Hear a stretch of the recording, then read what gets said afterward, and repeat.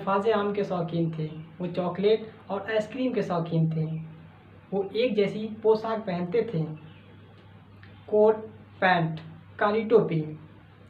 उनकी कोट की जेब में एक हथियार हुआ करता था और वो होता था इत्र की शीशी।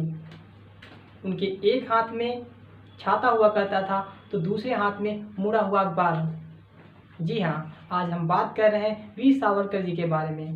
देश का एक ऐसा चेहरा जो कहीं न कहीं इस तेजमय प्रकाश में कहीं गुम सा हो गया है। अटल बिहारी वाजपेयी जी इनके बारे में कहा करते थे, सावरकर माने तेज, सावरकर माने त्याग, सावरकर माने तप, सावरकर माने तत्व, सावरकर माने तर्क, सावरकर माने तारुण्य, सावरकर माने तीर, सावरकर माने तलवार, सावरकर माने तिलमिलाहट, सागरा प्राण तड़मड़ला, तलमड़ाती हुई आत्मा। सावरकर माने तितीक्षा, सावरकर माने तीखापन, सावरकर मणजे तिखट। कैसा बहुरंगी व्यक्तित्व, कविता और क्रांति। बात है 1906 की, जब देश का यह नायक इंडिया हाउस के अपने कमरे में छींगे तल रहा था। वीर सावरकर जी ने अपने यहाँ खाने पर एक गुजराती वैश्य को आमंत्रित किया था। उस समय गांधी जी अफ्रीका में रंगभेद के खिलाफ लड़ाई लड़ रहे थे। उस समय महात्मा गांधी जी महात्मा नहीं थे, सिर्फ मोहनदास करमचंद गांधी थे। जब वीर सावरकर जी ने गांधी जी को खाने के लिए कहा तो गांधी जी ने यह कहते हुए मना कर दिया कि मैं तो वेजिटेरियन हूँ। वीर सावरकर जी हंसते हुए बोले कि आप अंग्रेजी साम्राज्य के साथ लड़ाई कैसे लड़ेंगे, विथ नो एनिमल प्रोटीन। अब बात करते हैं वीर सावरकर जी के आरएसएस के सफ़र के बारे में। ये विडंबना ही कही जाएगी कि राष्ट्रीय स्वयंसेवक संघ और भारतीय जनसंघ के सदस्य न रहे वीर सावरकर जी का नाम संघ परिवार में बहुत ही सम्मान के साथ लिया जाता था। वीर सावरकर जी ने 1857 की क्रांति पर एक पुस्तक लिखी थी जिसका नाम था प्रथम स्वाधीनता संग्राम। वीर सावरकर जी पहले ऐसे व्यक्ति थे जिन्होंने 1857 की क्रांति को प्रथम स्वाधीनता संग्राम का नाम दिया था। इस पुस्तक को प्रकाशित होने से पहले ही अंग्रेजी सरकार ने इस पर बैन लगा दिया।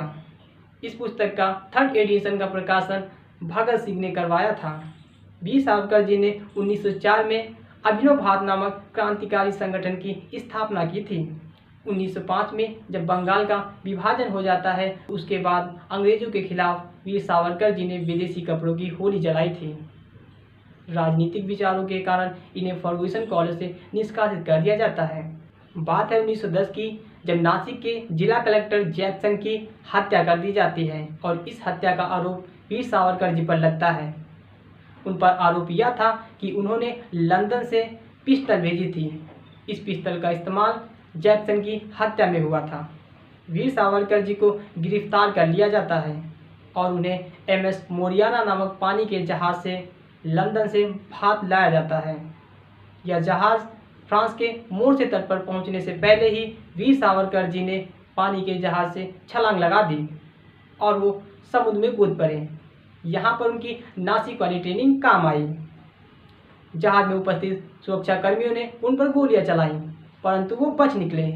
लगभग 15 मिनट समुद्र में तैरने के बाद वो फ्रांस के तट पर पहुँचे।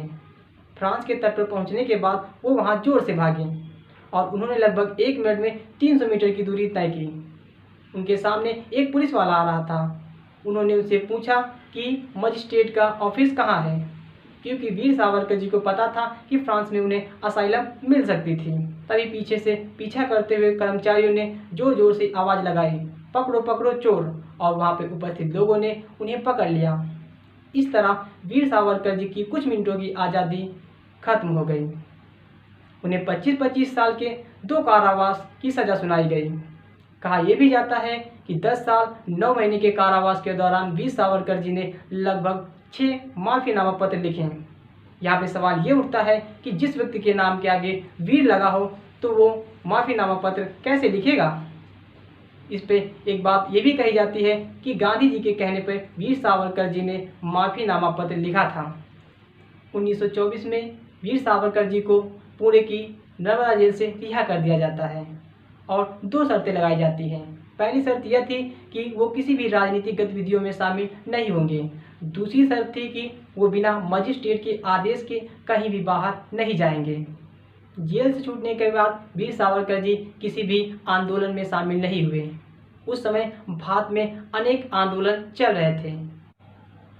वीर सावरकर जी की छवि को धक्का उस समय लगा जब 1949 में गांधी जी की हत्या के आरोप में 8 साथियों के साथ उन्हें भी गिरफ्तार कर लिया जाता है। गांधी जी की हत्या के जांच के लिए 21 नवंबर 1966 को कपूर कमीशन का गठन किया जाता है। लाल किले में चल रहे इस मुकदमे में वीर सावरकर जी को बाइज्जत बरी किया जाता है और जब वो लाल किले से बाहर निकलते हैं तो वहां पर उपस्थित लोगों ने उनका जोरदार स्वागत किया। तभी वीर सावरकर जी ने एक नारा दिया, हिंदी हिंदू हिंदुस्तान, कभी न होगा पाकिस्तान। साल 2014 संसद की सेंट्रल हॉल में लगी वीर सावरकर जी की प्रतिमा को जब माननीय प्रधानमंत्री जी सम्मान देने पहुंचे तो अनजाने में ही उन्होंने अपनी पीठ गांधी जी की प्रतिमा के सामने कर ली, क्योंकि गांधी जी की प्रतिमा ठीक उनके सामने लगी थी। यही आज की राजनीति की वास्तविकता है। अगर आपको वीर सावरकर जी को सम्मान देना है, उनके विचारों पे चलना है, तो आपको गांधी जी के विचारों को अवहेलना करनी पड़ेगी, उनके विचारों से पीठ मुड़ानी पड़ेगी। अगर आपको गांधी जी के विचारों पे चलना है तो कहीं ना कहीं सावरकर जी के विचारों से पीठ मुड़ाने ही पड़ेगी। क्या दोस्तों, आपको नहीं लगता है कि हम इतने मॉडर्न होते जा रहे हैं कि हम अपने क्रांतिकारियों को भूले जा रहे हैं?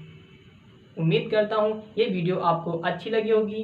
क्रांतिकारी की इस सीरीज में अगला वीडियो किस क्रांतिकारी पे होने वाला है, प्लीज़ कमेंट बॉक्स पे ज़रूर बताएं। जय हिंद।